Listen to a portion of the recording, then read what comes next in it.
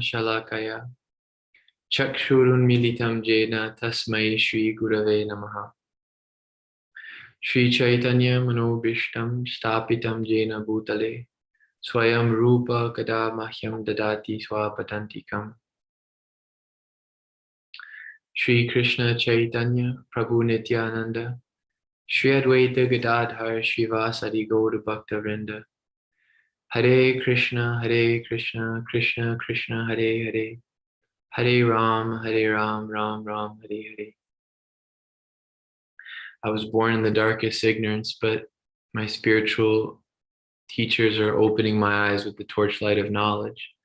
I offer them my most respectful obeisances. One will Rupa Goswami Prabhupada, who's established on earth the mission of Sri Chaitanya Mahaprabhu, grant me shelter at his lotus feet. Om Namo Bhagavate Vasudevaya. Om Namo Bhagavate Vasudevaya. Om Namo Bhagavate Vasudevaya. Narayanam Namaskritya Naram Chaiva Narotamam Devim Saraswatim Vyasam Tato Jaya Mudirayet. Shrinvatam Swakata Krishna Punya Shravana Kirtana Hridyantasto Hya Bhadrani Vidunoti Suhritsatam Nashta Prayesha Bhadreshu Nityam Bhagavata Sevaya Bhagavati Utama Shloke Bhaktir Bhavatir Naishtiki. Before reciting the Srimad Bhagavatam, which is the very means of conquest, one should offer respectful obeisances unto the personality of Godhead, unto Narayana, unto Nara Narayan Rishi, the supermost human being, unto Mother Saraswati, the goddess of learning, and unto Srila Vyasadeva, the author. Sri Krishna, the personality of Godhead, who is the Paramatma supersoul in everyone's heart, and the benefactor of the truthful devotee, cleanses desire for material enjoyment from the heart of the devotee who has developed the urge to hear his messages, which are in themselves virtuous when properly heard and chanted. By regular attendance in classes on the Bhagavatam, and by rendering of service to the pure devotee, all that is troublesome to the heart is almost completely destroyed, and loving service unto the personality of Godhead, who is praised with transcendental songs, is established as an irrevocable fact. Vancha kalpa tarubhyascha kripa sindhubhya cha patitanam pavanebhyo vaishnavebhyo namo namaha. I offer my respectful obeisances unto all the Vaishnava devotees of the Lord, who are exactly like desired trees. They are naturally very compassionate to the fallen conditioned souls and thus can satisfy the desires of all living beings.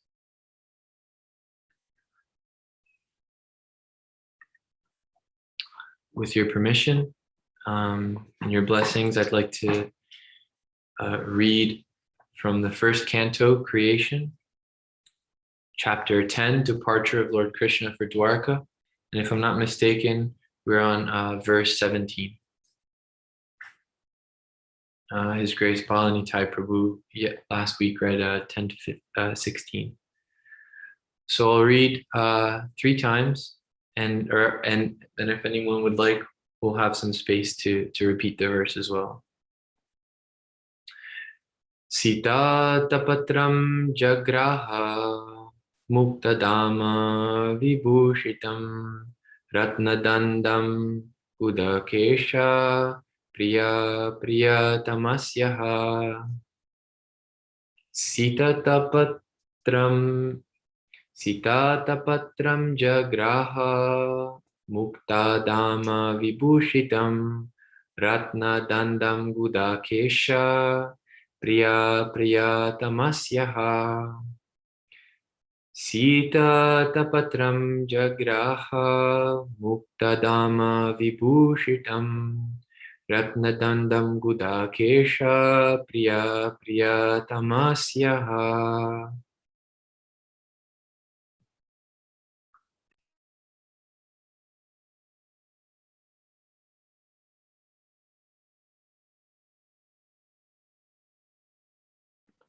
Das Prabhu, can you display the verse, please?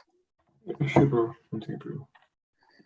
सीतातपत्रं जाग्रहं तदमा विभूषितं रत्नदण्डं गुडाकेशा Priya प्रियात्मस्यः Priya प्रियात्ममस्यः. Thank you, Prabhuji. Hare Krishna. Hari Hari.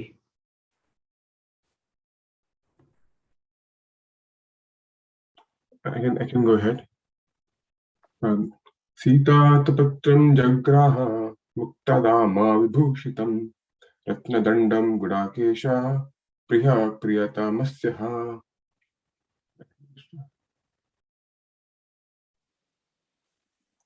Sitapatram jagraha muktadama vibhushitam ratnadandam gudakesha priya priyatmasyaha.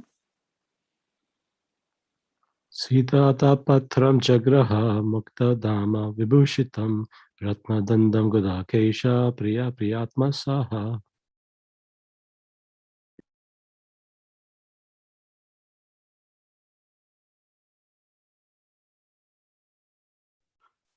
Thank you. So we'll read the verse, the word by word. Sita atapatram, soothing umbrella. Jagraha took up. Mukta dama, decorated with laces and pearls. Vibhushitam, embroidered. Ratna dandam, with a handle of pearls. Gudakesha, Arjuna, the expert warrior, or one who has conquered sleep. Priyaha, most beloved. Priyatamasya, of the most beloved. Ha, so he did. Translation and purport given by His Divine Grace, A.C. Bhaktivedanta Swami Prabhupada. At that time, the great warrior and conqueror of sleep, who is the intimate friend of the most beloved Supreme Lord, took up an umbrella which had a handle of jewels and was embroidered with lace and pearls. Purport. Gold, jewels, pearls, and valuable stones were used in the luxurious royal ceremonies. They are all nature's gifts and are produced by the hills, oceans, etc., by the order of the Lord. When man does not waste his valuable time in producing unwanted things in the name of necessities, by so-called development of industrial enterprises, they are now using pots of gutta percha instead of metals like gold, silver, brass, and copper. They are using margarine instead of purified butter, and 1/4 of the city population has no shelter. I figured we could read text 19 has a longer purport if I have everyone's permission to do so.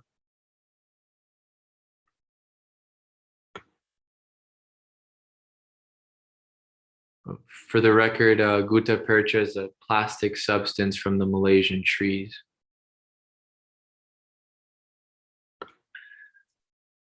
Well, if there's no objection, I'll continue reading. Sure, Prabhuji, please. Thank you, Mataji. Udhava satyakishchaiva vyajane paramadbhute vikiryamana kusumai rejemadu pati pati. Uddhava and Satyaki began to fan the Lord with decorated fans, and the Lord, as the master of Madhu, seated on scattered flowers, commanded them along the road. Text 19. Ashruyanta shisha satya tatra tatra dvijerita nanurupa nurupascha nirgunasya gunatmana. It was being heard here and there that the benedictions being paid to Krishna were neither befitting nor unbefitting, because they were all for the Absolute, who was now playing the part of a human being. Purport. At places, there were sounds of Vedic benediction aiming at the personality of Godhead, Sri Krishna. The benedictions were fitting in the sense that the Lord was playing the part of a human being, as if a cousin of Maharaj Yudhishthira, but they were also unbefitting because the Lord is absolute and has nothing to do with any kind of material relativities. He is nirguna, or there are no material qualities in him, but he is full of transcendental qualities. In the transcendental world, there is nothing contradictory, whereas in the relative world, everything has its opposite. In the relative world, white is the opposite conception of black, but in the transcendental world, there is no distinction between white and black. Therefore, the sounds of benedictions uttered by the learned Brahmanas here and there appear to be contradictory in relation with the absolute person. But when they are applied to the absolute person, they lose all contradiction and become transcendental. One example may clear this idea. Lord Krishna is sometimes described as a thief. He is very famous among his pure devotees as Makhan Chora. He used to steal butter from the houses of neighbors at Vrindavana in his early age. Since then, he is famous as a thief. But in spite of his being famous as a thief, he is worshipped as a thief. Whereas in the mundane world, a thief is punished and is never praised. Since he is the absolute personality of Godhead, everything is applicable to him. And still, in spite of all contradictions, he is the supreme personality of Godhead.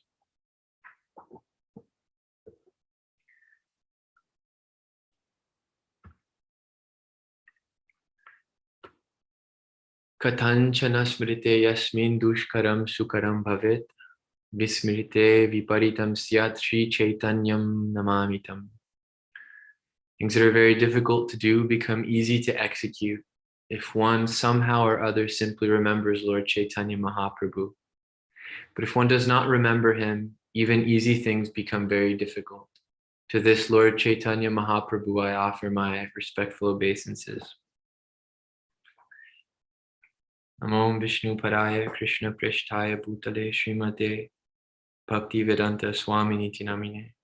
Namaste Saraswati Devi Gauravani Pracharine Nirvishesha Shunyavadi Paschatya Desha Tarine. I offer my respectful obeisances unto His Divine Grace, A.C. Bhaktivedanta Swami Prabhupada, who is very dear to Lord Krishna on this earth by having taken shelter at His lotus feet.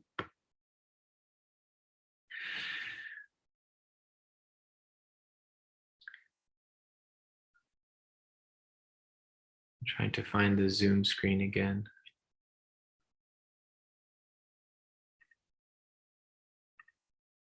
Okay. So going back to text 17,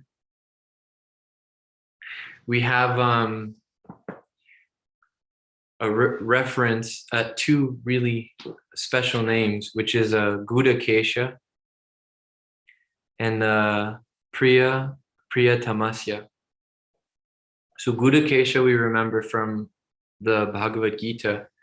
Srila Prabhupada says that it's there's a famous verse where the Gudakesha and the Hrishikesha were together. So the Gudakesha is one who has conquered sleep, and the Hrishikesha is one who has conquered the senses.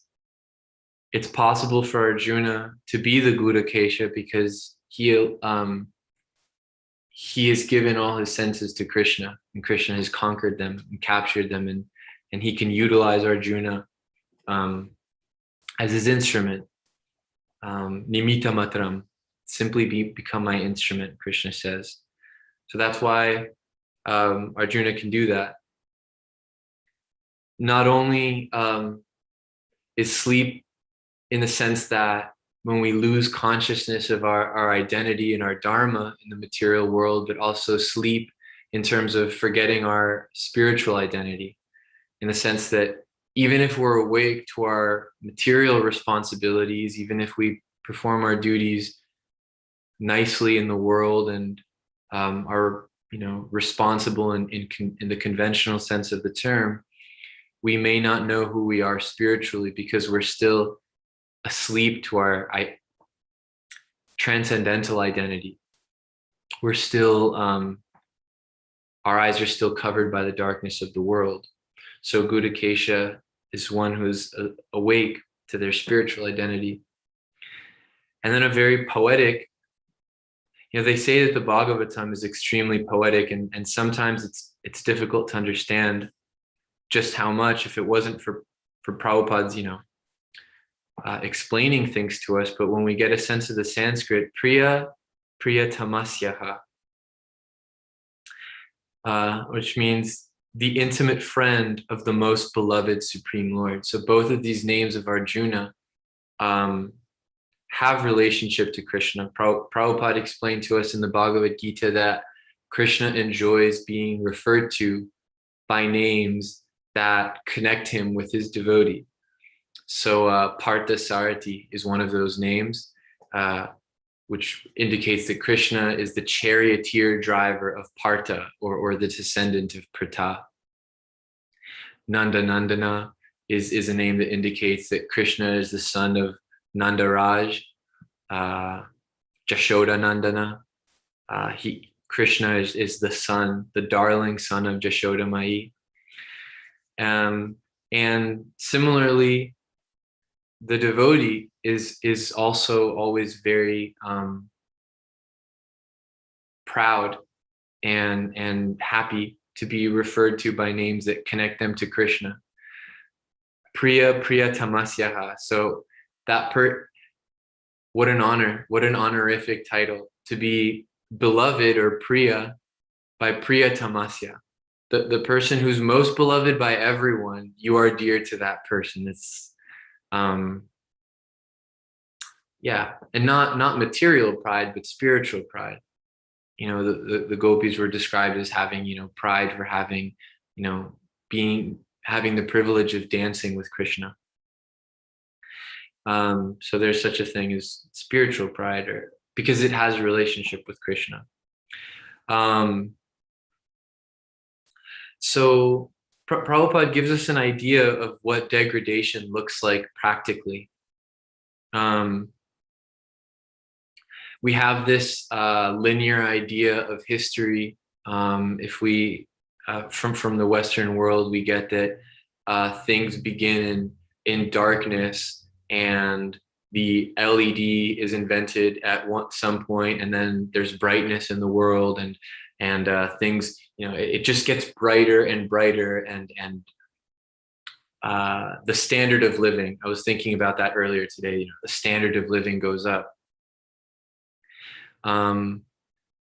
But it's funny because it's kind of just like, in one sense, before, natural resources were so accessible to people.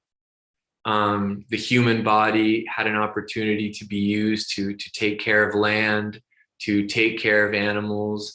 There was like something that was really valuable, like gold was being exchanged for other things that were really valuable, like, milk and rice and spices and cloth. And, the world was, like real resources. And now, the land that people have access to gets smaller and smaller and smaller, until I was thinking about people in New York that are spending like 1,500 to, live in, like 200 or 300, 400 like square feet, like really small places. And who has touched gold? Like maybe you have enough gold to put on the hand of your partner, but like, and the only animal that we, like touch is maybe like a dog or a cat. And the land that we have is just like public land, and it closes at 10. You shouldn't grow anything on it, but instead you like water it, which is another resource that all that it serves is to grow grass that is cut to look in a certain way, but it doesn't produce anything.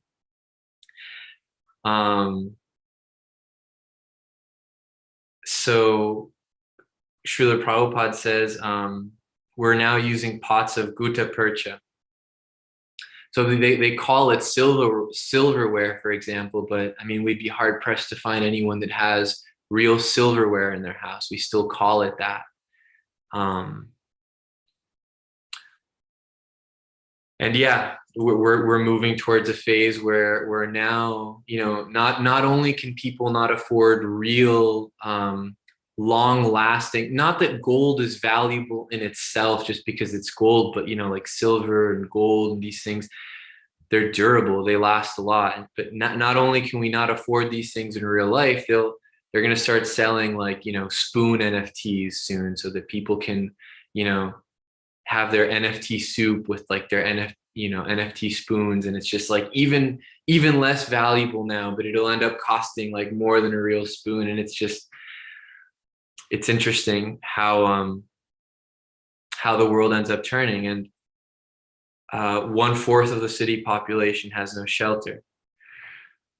So in the cyclical concept of time, it's not that things start in darkness and then they go towards light, but rather that things begin in light, that the majority of the cosmos, or the majority of existence, the 3/4 of existence, is in the Vaikuntha realms, and that things tend towards darkness, that as the material world develops and as the consciousness of the living being projects its identity through the material energies, the more and more it becomes entrapped by that. And we can see this practically in our lives, how our happiness was not so nuanced perhaps when we were children, perhaps before the majority of our samskaras or our conditioning in the material world really manifested. You know, happiness could be so simple. It could be just like swinging, or it could be, you know, playing hopscotch or playing jacks, or with like a yo-yo or whatever. I'm trying to give examples of play that is intergenerational. But our happiness becomes more nuanced as our material identity becomes like more and more specific, or to the degree that we express ourselves more through our material identity, the aperture of what makes us happy also narrows. And so we have to find more and more specific things. You know, 2 people that were friends that both like rock, maybe one likes, you know, emo rock and another one likes, you know, folk rock, or it becomes more and more specific, more and more individuated.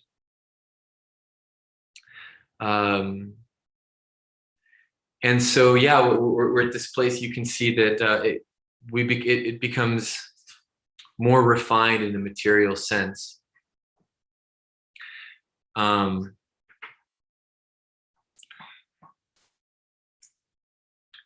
And so that's what's happening in the material world also. And perhaps this is why nostalgia is so important. Nostalgia is so important because we long for a time when happiness seemed so much more available. But the downside to having such a specific form of happiness is that it also becomes more rare, in a sense, and more difficult to access. You know, if you're only happy on your birthday, on a day when everyone's giving you presents, you can really only be happy, you know, 1 day out of 365. If you're only happy when you're drinking, well, it's only socially acceptable to drink at night when you're not at work. So you have to be miserable for 8 hours of the day. And if you're only happy when you're making money, you know, you can only be happy when you cash your paycheck, but then everything else is about spending it. So the more that our happiness relies on a specific material situation, the more that you realize that specific material situations are very rare in the combinations that are available in the world. If you're not interested in Krishna because he's beautiful and because he's been accompanying you for the rest of your life, you may be interested in Krishna because of the fact that he's omnipresent. So particular material situations only appear, you know, the famous phrase, once in a blue moon, or under very specific circumstances. But Krishna Bhakti is ahaituki apratihata, which means that it's causeless. It doesn't rely, Krishna's existence does not rely on a particular combination of the material world. it also, thankfully, doesn't rely, Krishna's existence does not rely on a particular aperture of our own consciousness. Even in our most fallen condition, Krishna is accessible to us by his holy name, which is very fortunate for us, because speaking for myself, I have a tremendous capacity for having a very small aperture of consciousness. I have a tremendous capacity for having a very refined sense of what I think is enjoyable in the world, but Krishna, being omnipresent, can be in everything. Krishna, to speak frankly, like a lot of people have access to God through Alcoholics Anonymous, for example, and Alcoholics Anonymous kind of begins at rock bottom, and when you're at rock bottom, the only way you have to go is up. So Krishna appears to a lot of people as hope, right? Krishna appears to people as the encouragement to keep going. I always remember that Krishna says that to those who want to worship the demigods, I encourage them. So I extrapolate that to see that Krishna is actually encouraging of any endeavor that one has to keep living, to keep surviving. In the Bhagavatam, it's described that sexual pleasure, that Prabhupada described that Krishna made sexual intercourse particularly pleasurable so that people could, pursue that, and so that so that the world could be populated. I'm reading the 3rd canto right now, where Brahma was really scratching his head, trying to figure out how to populate the world. We have so many desires that we're here to satisfy, and part of arriving at devotional service requires that we become dissatisfied with the pursuit of these smaller pleasures. So in a way, rock bottom is important. One of the 4 people that approach Krishna are artha, or people that are tired of the material world, or that are suffering. So Krishna is accessible through hopelessness also, by being hope itself. So in the second purport that we read in text 19,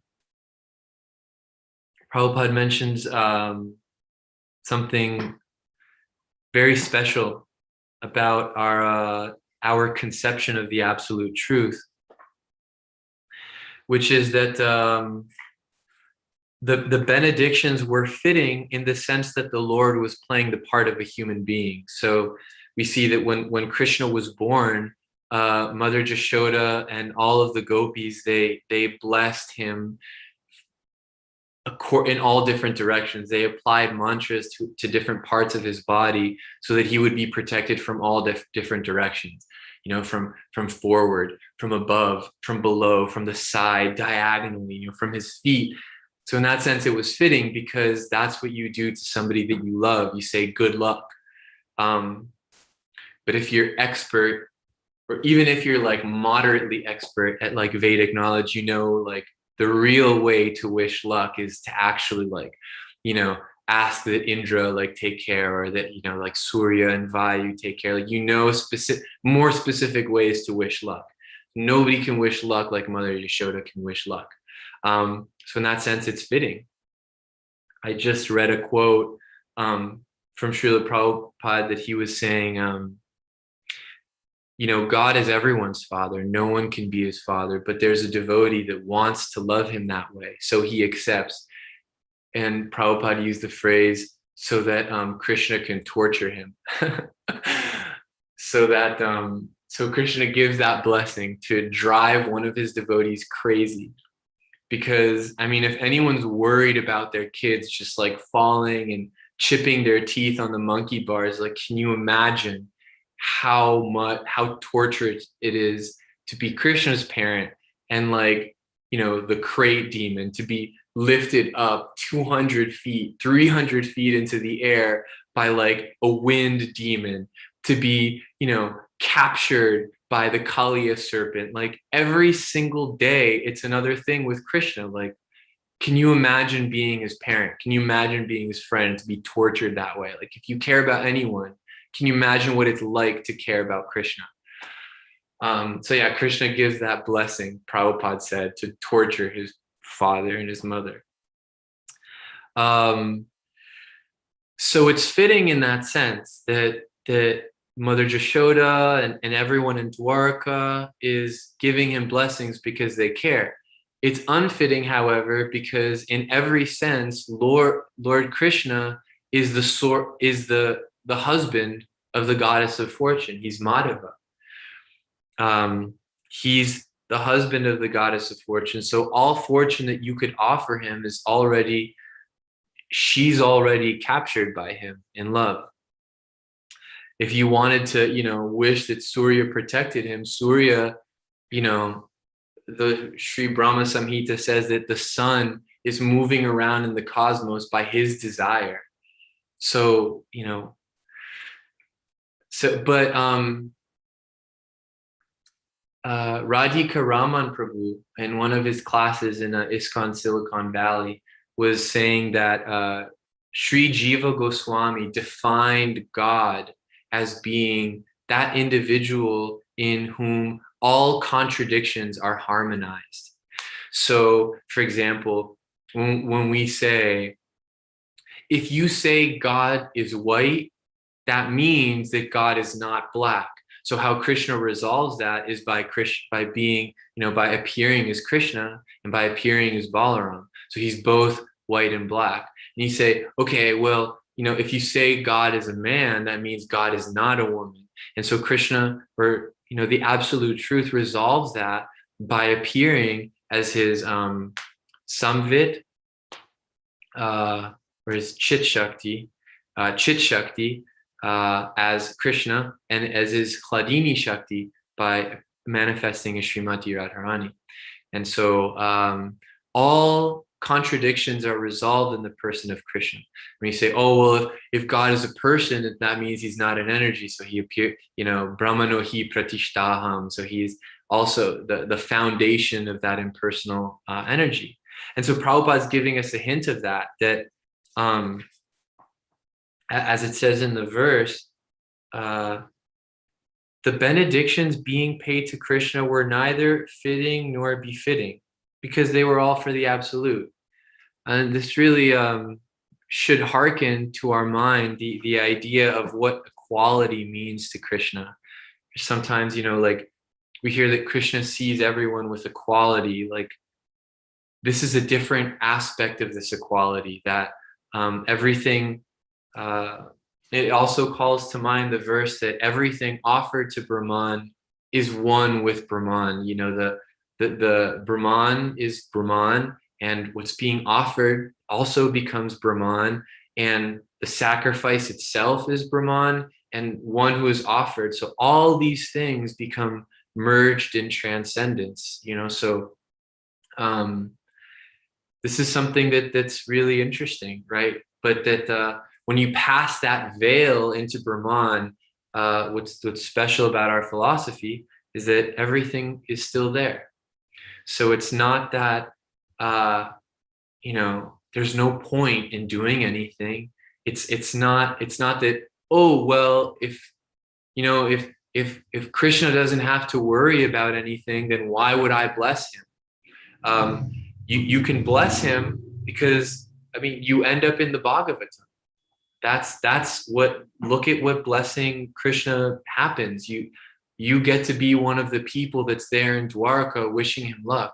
The soul has a tendency to cry, and now you can cry because Krishna is leaving Dwarka. And the soul, you like food, don't you? Well, Krishna likes to eat too. So, don't forget that you can even offer him the banana peels if you're so enraptured by love in that sense. So this isn't the philosophy, and I'd like to talk about it just for a second, because one of the soul's characteristics is to rant, and I like to go on rants sometimes. So what I hear often is that, like, everything's one, there's really no point in doing anything because, like, ultimately everything is part of God. And, like, it's true, everything's part of God, but how I can't follow at least why the logical extrapolation is that now it's not worth doing anything. Why does everything being, God or part of God's nature lead to there's nothing to be done now? I don't see that being the case. If everything's part of God, then I have to admit I don't see that to be the case. I can understand logically that everything is part of God, but I don't really see that. It's not second nature to me. I only, get to that conclusion if I'm in a particularly sober, lucid state of mind. But it has been in my experience that to the degree that I can consciously connect everything with God through my activities and hopefully with a mood to try to serve, then I can start to really, in a second nature kind of way, see everything belongs to God. For example, the altar. I don't need to think about the altar being part of God because I know what Nitai and Nimai look like. I know what Srila Prabhupada looks like. I know what my Guru Dev look like. And Srila Prabhupada has dedicated his whole life to spirituality, even when he was a husband, even when he was a father, he dedicated his life to spirituality. And we see from his biography that His Holiness Bhakti Charu Swami so wonderfully produced while he was on earth, Abhay, that even when he was working as a pharmacist, when people would come to talk to him, he would still be talking about Krishna. But now, how can I see the things that are outside of the altar? Does my light stand? Does my desk look like it's spiritual? Does my journal look like it's spiritual? Do I look like I'm spiritual? When I look at myself in the mirror, do I look like I'm spiritual? So I think that what's important here is integrity and sincerity, and also non-duplicity. So sometimes we may publicly say, oh, everything is part of God, but do we really feel that in our hearts? Are we saying everything belongs to God because we're trying to defeat somebody else in a philosophical argument? Or do we really see that? And in my experience, when I've been told that, I don't know how everyone's feeling, but I don't see that there's congruity, or that the attitude of telling me now that everything is part of God follows with the way that person behaves, because I see frustration that doesn't take into account, oh, this frustration is also part of God's, plan for me. How can I use this frustration, seeing that there's good in it? Right? The frustration turns into anger towards somebody else, and then name calling, and then trying to avoid someone. So I don't see that there's coherence in it. All I see. So if we really believe that that everything is part of God, then we'll have this attitude of like, okay, so use your tendencies to connect them to God. Like, use this tendency to wish well of everyone. Use your tendency to eat, to make food, make your favorite food, and then offer it to Krishna with love. Even if you don't offer it with love, do it with do it as a duty. And something that Prabhupada said reminded me of that.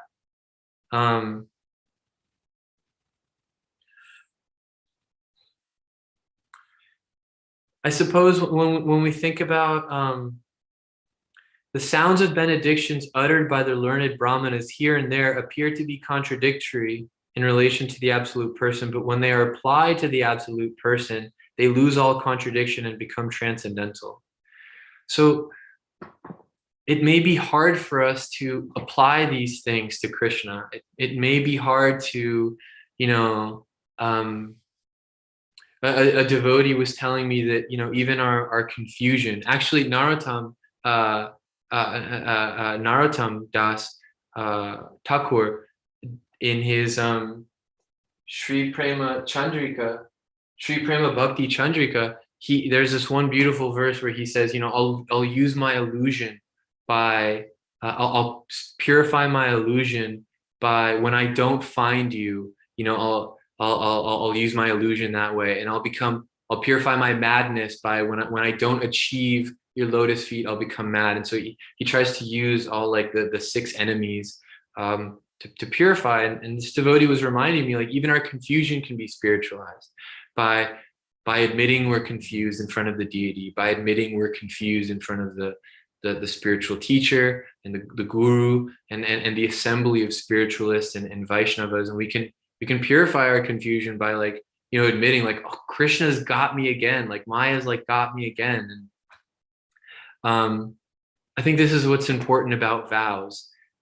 Somebody asked me the other day, you know, what keeps you in spiritual life? And I'm realizing more and more that it's my vow to my teacher, because I don't necessarily feel pleasure as much as I remember that I have a duty.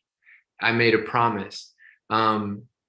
And I think that I don't think that it's about pleasure all the time. I mean, a lot of what you hear about is, a lot of what you hear in the Mahabharata and a lot of what you hear in the Bhagavatam is not devotees like always ecstatic. Like, it's like a story, you know, and a story has waves, it has ups and downs, and spiritual life is like that too. Like, these devotees, like, their ecstasy is not the way that we imagine it in like a superficial sense of, like, ecstasy is just the party. It's just having your hands up in the air. Like, that's a superficial or external representation of happiness. Like, happiness or euphoria might be just, at least what the acharyas let us know, it's always having a relationship with God, you know, in your suffering thinking about him, and in your happiness thinking about him. Like, that's love. Love is not like only being happy. And so I kind of, you know, I was surprised by my answer, but I think that is what's keeping me in devotional service. It's not like that there's so many realizations, and it's not that, like, I'm so, like, you know, I'm happy all the time. But what does keep me is that I made a promise to somebody, and that person, I know that they care about me. And yeah, I think that that's what it is. So I think that we should be very grateful for our vows, and maybe not shy away from, like, sadhana bhakti, and, like, maybe, you know, feel comfortable that you know, like, raganuga is there, like, it will come, like, spontaneous love will come one day. But, like, you know, just as wonderful is the mercy of sadhana bhakti. Like, there's the transitive property. That's what I was thinking of. Sorry. I forgot why I wanted to bring it up, but anyway, I forgot why I wanted to bring it up, but sorry.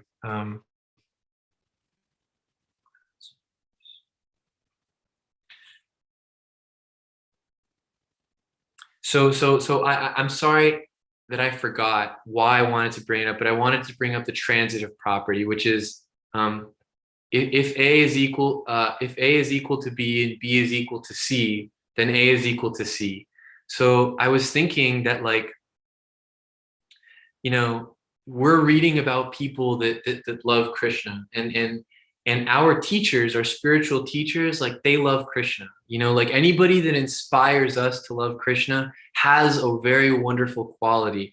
And I guess I was thinking about that in terms of our sadhana. Like, I don't feel spontaneously drawn to, like, offer food, you know what I mean? Or, like, to chant or to do these things, but, like, somebody that I love does. And I made a promise to that person.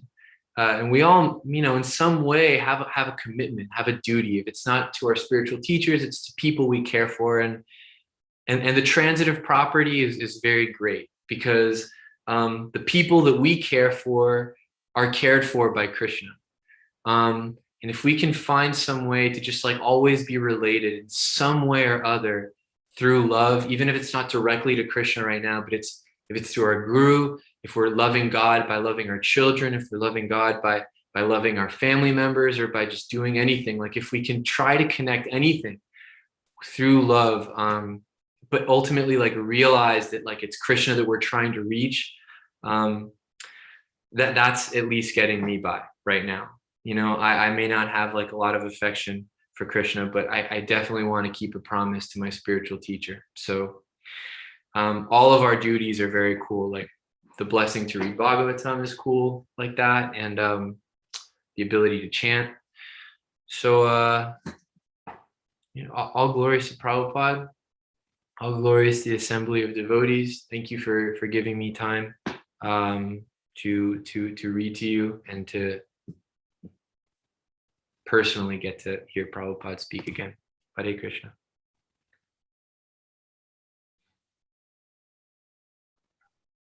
Hare Krishna, Prabhuji. Thank you so much for the wonderful insight and a very nice narration, explanations of the last 3 verses, Prabhu. I have a question, Prabhu. Very nice to know that Gudakesha is until as now I have an understanding that, just conquering sleep.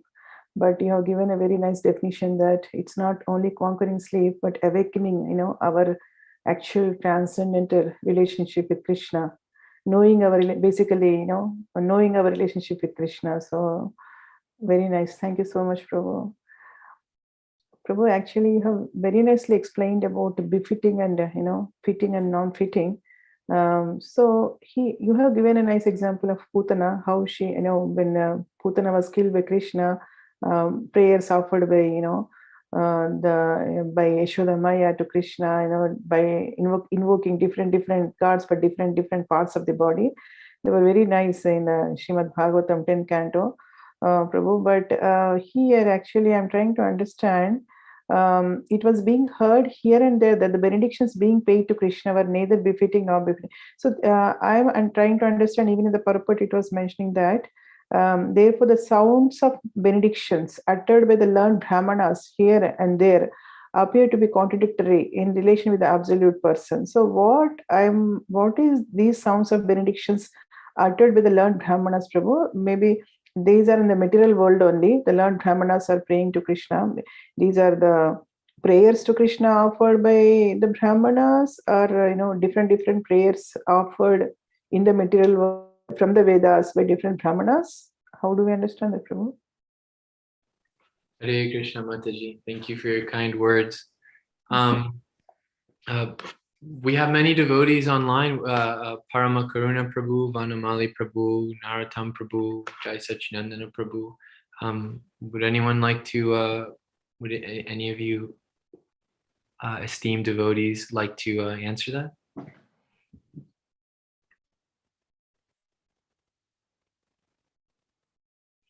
Basically, my question is, we can understand, in the spiritual world, like, so many prayers were there in the spiritual world in the pastimes of Sri Krishna, that we can understand whether when, especially in the material plane, how do we understand this, the sounds of benedictions mentioned by Srila Prabhupada in the purport, sounds of benedictions uttered to the learned Brahmanas. What does it exactly mean, Prabhu? That's one my question.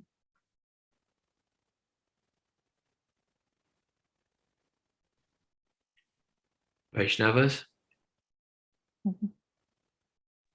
Please go ahead, Prabhu. We would love to hear from you.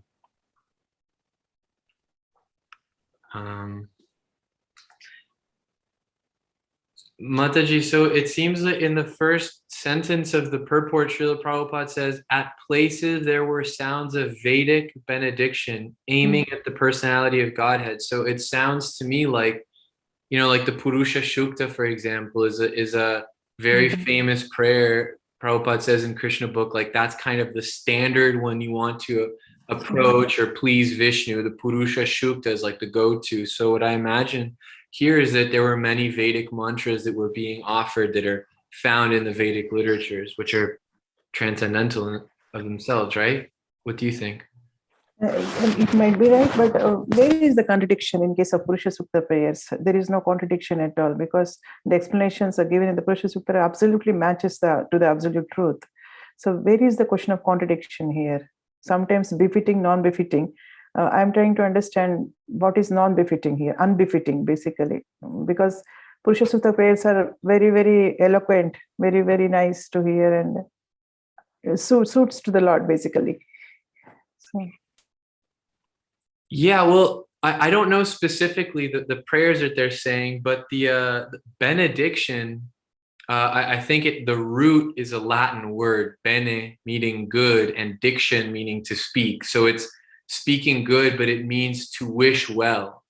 So I think that the contradiction that Prabhupada is explaining is that Krishna is absolute good.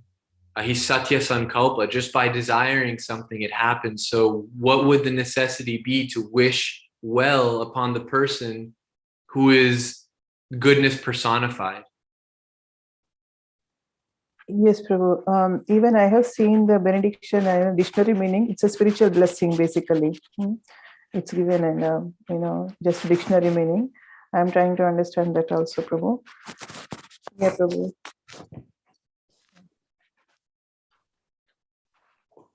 Any devotees want to share anything on this? Devotees are here. Please share. Sorry, Mati, if it's a breach of etiquette, well, I'll try to keep it short. Mati, so what I understand, Mati, is that if you're doing the pastimes after after killing of Putana, of Trinavarta, or any other sort of the killing of demons, immediately Brahmanas would come and then recite mantras to keep protection, as Prabhuji mentioned. So when you say benedictions, it means that wishing well. Brahmanas would say, "Oh, may you be protected by the Surya Devata, may you be protected by this, may you be protected by that." The Brahmanas are chanting Vedic mantras, providing, saying that may you be protected by this, all these devatas, so many stuff, right? So that is the contradiction here, that the Brahmanas are chanting Vedic mantras to give protection to Krishna, but in fact, he is the one who gives protection to everyone. So the contradiction here is that you are asking to protect someone who is being protected by the same person. This is the contradiction, Mataji. So that is the Brahmanas here are telling, because it's in their love, that is because they're in Vrindavan, when Krishna was there, they are not ordinary living entities. So that is their love, affection, saying that, oh, they're just considering him just like a small child, right? And what would we do if a child is in danger, or after he's comes out of danger? What will you do? Oh, no, may Krishna protect you, may this protect you, may that protect you. Right? You start giving blessings and then telling that may you be protected by all the devatas from all the sides, right? So that is their showing of love that make Krishna be protected. But in reality, so this is fitting for Krishna in that particular way, seeing him as the child, but befitting in the sense that he's the one who gives protection to the entire universe. So I would understand that is a contradiction there. I know. Please forgive me. Yes, Prabhu, it is making sense to me. It's making sense to me, Prabhuji. But yeah, a little bit of I don't know. Yeah, it is making sense, a lot of sense, Prabhu. But here in the translation, it was being heard here and there, that the benedictions. That means that it is talking about purely spiritual world, Prabhu, or in the material. That's what my question is. I'm not able to understand.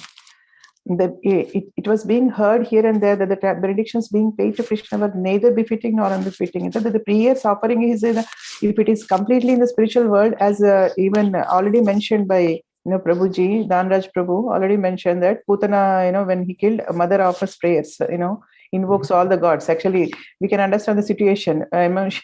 Even though Krishna is Supreme Lord, mother is offering, praying to other gods, for his protection, and what you have explained right now, right?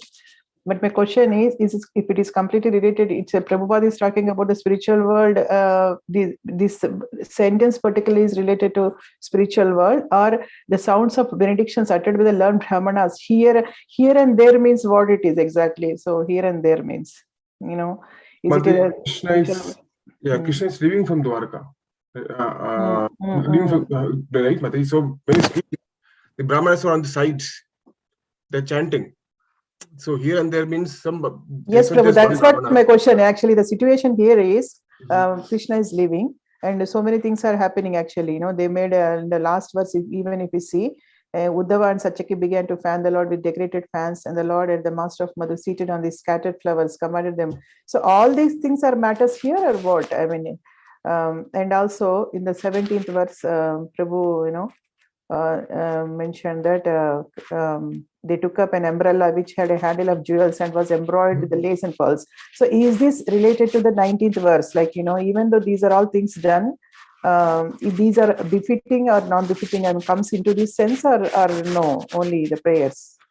So I understand this thing, but just consider this. A great personality is fleeing from their home. Let's say he came to visit some place, okay, and he's being loved by everyone. Now, let's say the whole city. Just like when Prabhupada came to Surat, the entire Surat was blocked. Everyone was there to receive Prabhupada.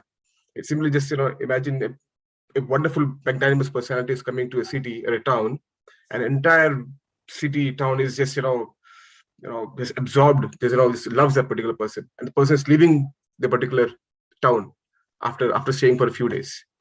What would happen? There will be persons who are serving him, like Uddhav and Satyaki, holding umbrella, serving him, fanning him, and there will be people on side of the roads, on the roof, watching, wanting to see him for the last time, or when we'll see him again. And they're standing on the roof, in the tops, everyone's watching the person. And the people, on the road are saying, "Oh, please, all the best, all the best. Maybe you have blessings, we have blessings." Some people are saying here, it's not just one person. It's, as you see in 18th verse, it says commanded along the road. It's a big road.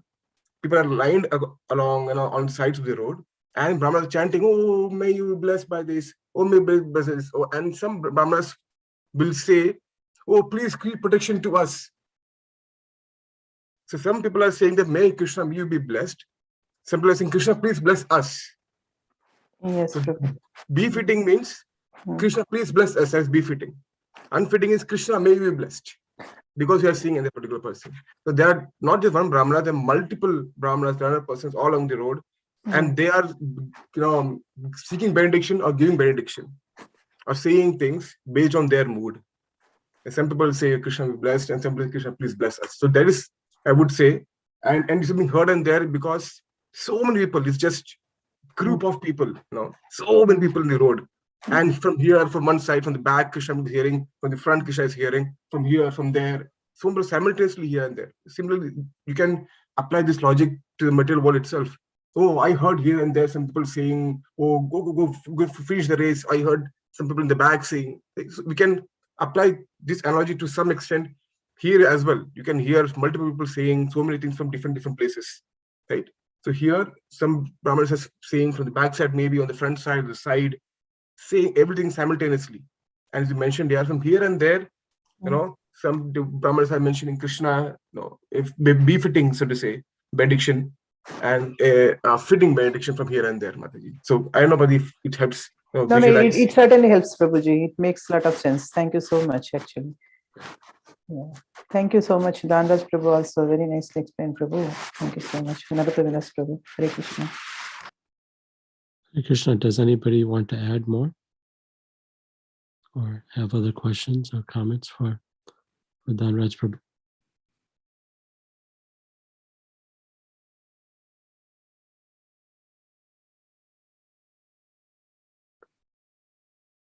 Thank you, Dānarāj Prabhu, for speaking on Bhagavatam. I appreciate your practical insights from these verses and extrapolations. That's nice. And the effort that it took to, do that kind of scrutinizingly reading the Bhagavatam and trying to understand how does it apply in my own life. So I thank you for doing that. Any other comments or questions that are unrelated to the prior question? So Radhakund Mataji, yes, please go ahead. Sorry, Prabhu. I just want to thank Dānarāj Prabhu for touching upon all real life examples, real life instances. I could relate to everything he said. Thank you so much for making it very, understandable for a neophyte devotee like me. Thank you so much, Prabhu. Hare Krishna, Mataji. So I have a comment on Radhakund Mataji's question. I mean, there are technical aspects, Mataji, but I think here and there is pretty straightforward. It just means Krishna is leaving Hastinapur and going to Dwarka. And so here and there simply referring to Krishna as the devotees in Hastinapur are appreciating him and benedicting him. I don't think it's necessarily, but of course, these places have their original aspect in the spiritual world, but I don't think that the verse is necessarily talking about the spiritual world versus the material world. And I think the idea of benedictions befitting, unbefitting, the way to understand it is the word absolute, nirgunasya,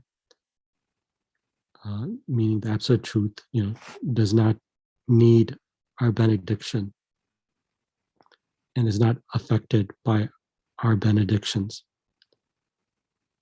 So I think the way to resolve this is to understand that, yes, Krishna is absolute truth. That is true. Satyam Param Dhimahi. But also, he's a person. And his nature is very loving and compassionate. So in that way, his capacity to reciprocate is indescribable. And so devotees are simply reciprocating with Krishna out of affection for him. He's not dependent on that, but it's befitting. I'll give an example. When I was with Maharaj in the South India Yatra, there's a temple in Tamil Nadu called Tiruyutsiyar. And in that temple, the pastime that's celebrated is of the Mohini Murti form. And something really wonderful there is that that town was one where Shri Goda Devi's father, used to reside. And Peri Alvar, one of the Alvar saints. And Maharaj read a prayer by Peri Alvar, and it was so interesting, and Maharaj started laughing because Peri Alvar is offering blessings to the Lord as the Lord is descending, to save the demigods. And Maharaj was making the point, this is very different from other spiritual practices, because where do you see a devotee or dependent offering blessings to one who's the source of all blessings? So when I read this, befitting, unbefitting, I thought of that real example of Peri Alvar offering blessings to Bhagwan. And of course that occurs in Gokul pastime, because Peri Alvar thought Tiruyutsiyar his feeling was it's Gokul. And so his mood was totally in that mood. So that's just an example from, Sri Vaishnava tradition. But I think I don't think of this, Srila Prabhupada talks about it as, contradictions, and Srila Bhaktisanta Maharaj in Sri Brahma Samhita talks about Krishna being the reconciler of contradictions and, etc. But I think of it more like, something wonderful that Chaitanya Charan Prabhu says is that rather than contradictions, one should think of this as paradoxical behavior in the sense that it may to our mind appear contradictory, but actually what it's pointing to is a paradox and leading us to a deeper truth that underlies the seemingly things that our mind cannot conceive of as being correct. Prabhupada Swami has a very nice digest I can share with you from many years ago, where it talks about a devotee asks Maharaj that, what do we make of these seemingly paradoxical situations? And he wonderfully says, if my recollection is correct, is that it's the nature of the absolute truth to be contradictory when we try to capture it within our limited vocabulary. And I think Dānarāj Prabhu was hinting at that in his discussion. So that was point one. Point two was that it's contradictory due to our own preconceptions that we have about Bhagwan, of what spiritual life should be like. And that Maharaj made the point as one spiritual realization matures, then things cease to be contradictory or paradoxical, rather they become a motivation for appreciating Bhagavan and his qualities. And point 3 was that this problem of seeing somewhat different behaviors, like he walks yet he doesn't walk. He's near, but he's not, but he's far. We're within him, but he's not within us. That out of this is understanding Krishna's personal nature, that he has the freedom to have, feelings and desires and dislikes. So, and then Maharaj made the final point, which was when we see these, then it's important to, he made the analogy of the 5 blind men, experimenting with elephant, and saying that the lesson here is that to learn the truth, you have to go to somebody who's actually able to see, a self-realized soul, and that's why you need the guidance of a spiritual master. So, and that's the way to reconcile these paradoxes. Anyways, that I went on and on, but that's a very wonderful question you asked, and I thought it deserved a somewhat detailed answer like Narottam Das Prabhu did. So thank you.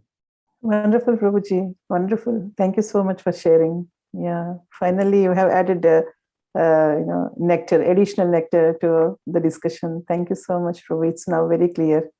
Thank you. And if you want, I can share that digest with you. Sure, Prabhuji. Please. Thank you so much. Thank you. Well, Dānarāj Prabhu, you did a wonderful service, incited lots of interesting questions. I hope you are well and maintaining your joy in Krishna consciousness. We miss you, but we know you're busy doing services also at the Bhakti Center, which is very nice. Thank you very much. So today we'll have lecture by Paramahansa Prabhu at 11.